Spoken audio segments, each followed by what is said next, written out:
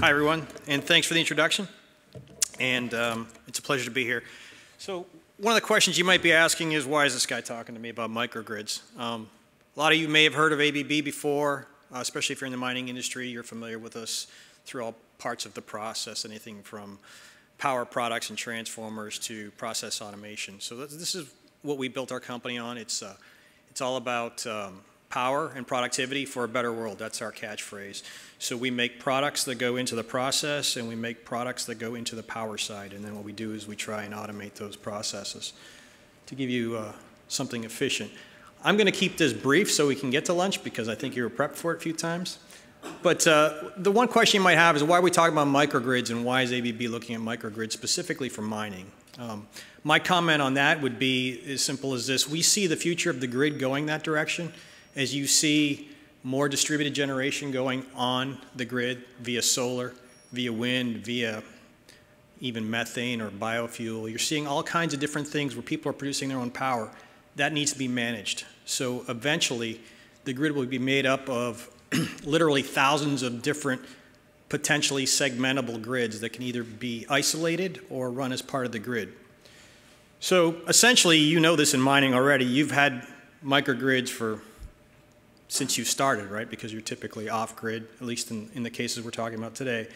But what I'm here to tell you is that ABB's been in the business for 25 years as far as microgrids specifically.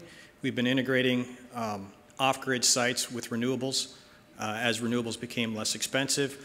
We have a unique insight from the automation level. We are not invested in a particular technology when we talk about generation. If you want to use diesel, if you want to use hydrogen, you want to use solar, you want to use wind, we look at all of them equally, and what we try and do is we try and put a feasibility study together for you, the user, so you can understand what your best rate of return is based on what your goals are. If it's carbon reduction or levelized cost of energy, we look at that, we model that. It's all about the control system. So a more typical case today, you would see wind, possibly solar, definitely diesel generation. Storage is a component, although we've talked a lot about storage today.